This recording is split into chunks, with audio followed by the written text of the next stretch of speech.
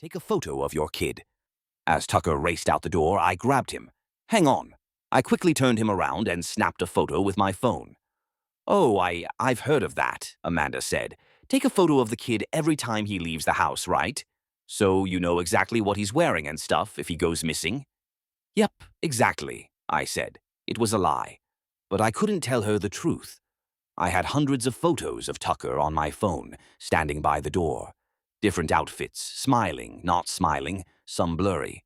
I never skipped taking the photo. Never. A half hour later, I heard Tucker at the door. Mom, Mom! Excuse me, I said to Amanda, getting up. I pulled out the photo from today on my phone. Then I looked through the peephole. Slowly, I did a one-by-one comparison. Hair, shirt, wrists, watch or no, pants, socks, shoes. My hand went for the lock. Wait, no. In the photo, Tucker's hair had been parted on the right.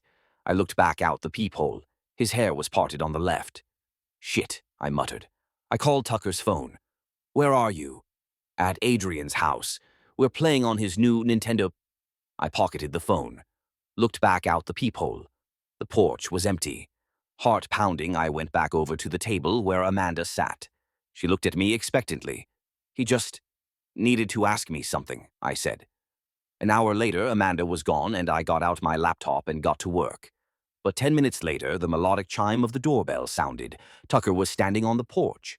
I pulled out my phone again. Hair, shirt, wrists, pants, socks, shoes. My eyes went back and forth between the photo and the peephole. His hair was parted right this time. I almost opened the door. But then I realized his socks were green instead of blue. I walked away and went back to the desk. Blowing out a breath, I got back to work.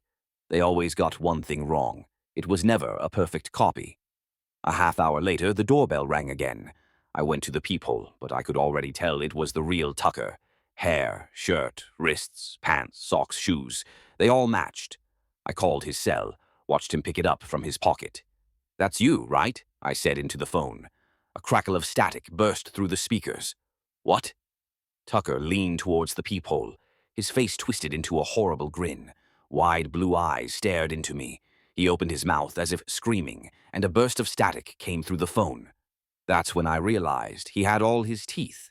But Tucker was missing his right incisor. For every picture going forward, Tucker would have to smile.